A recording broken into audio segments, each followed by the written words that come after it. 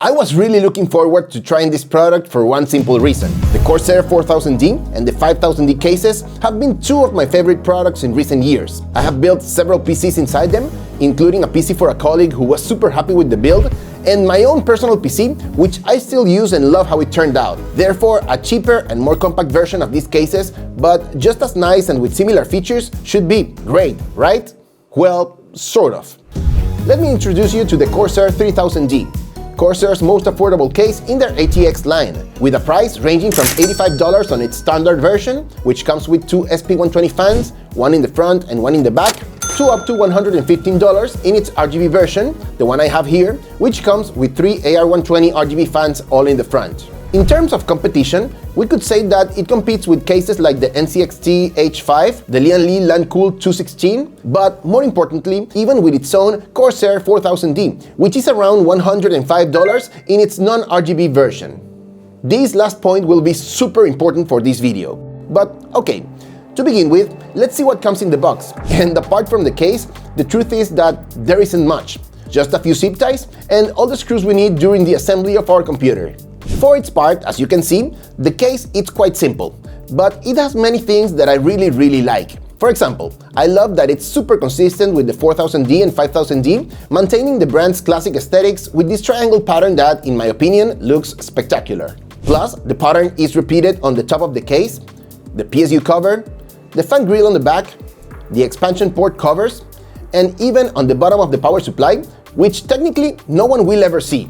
What's more, even on the top dust filter, we have the same pattern but in tiny size, which looks amazing. The dust filter, by the way, it's metallic and magnetic, which I love, and this little yellow tab to remove it comfortably makes a big difference. In total, we have three dust filters. One in the front that comes embedded with the panel of the case, the top one we already saw, and one at the bottom for the power supply. Okay, I didn't say it before, but obviously the left side panel of the 3000D is tempered glass, which is secured to the chassis with these little notches here and with two captive screws. These screws are ideal to avoid losing them, and luckily they are also on the back panel of the case. Finally, before moving to the interior, we come to the first meh part of this case, and it's the fact that it doesn't have USB-C in the I/O, which in my opinion is almost essential nowadays, and even more so in the price range of this case, seeing most of its competition, including the Lian Li and NZXT that I mentioned before, have it. Instead, we have only two USB 3.2 Gen 1 Type A ports, and a combo microphone and headphone jack, for which we don't have the splitter in the box either. Okay, moving on to the inside of the case, there are many good things to highlight, and others that aren't that great. To start with the technical aspects, we have support for motherboards up to ATX, and we have space for GPUs up to 360mm long as we don't put a radiator on the front of the case. As for the coolers, we have up to 170mm of space in height, so even the biggest beast like the NHD15 from Noctua should fit in without a problem.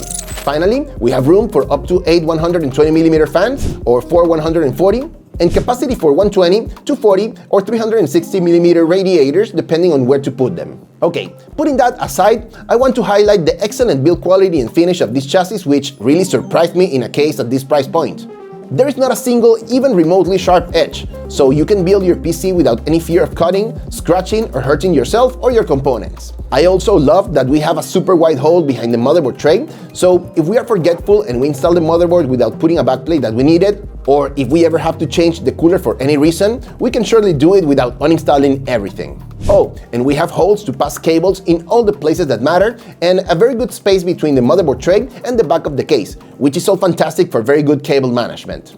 However, we do not have any rubber grommets, which would help a lot to make the 3000D look a little bit cleaner after assembly. And neither do we have the cover that the 4000D brings, which hides most of the cables when passing them through to the front of the case. Actually, something that really caught my attention is that the chassis has things that it seems they are there, but they are not there at all. For example, this part right here seems to be where the brackets for the 2.5 inches SSD are placed, but those brackets don't come anywhere with the case. Then I checked, and on Corsair's website, they sell them for only $4, but they say that they're only compatible with the 4000D case, which seemed very strange to me because literally the space is the same.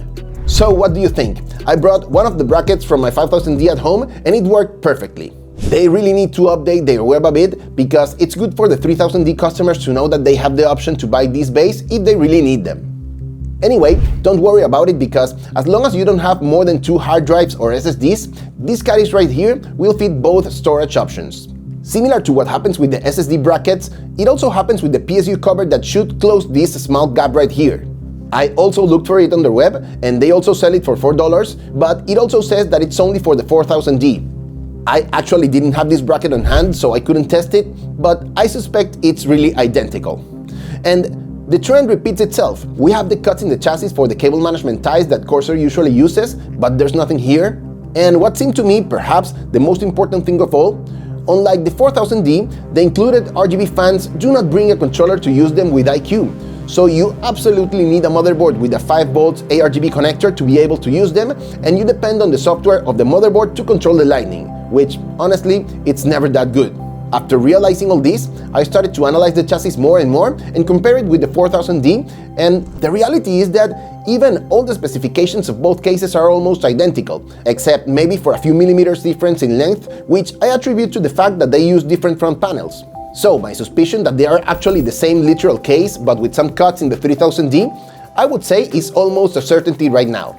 Anyway, let's quickly see how the case performs when it comes to airflow, but not before reminding you that the version of the 3000D we have in the studio is the one with the 3 front ARGB fans pulling in air and nothing else.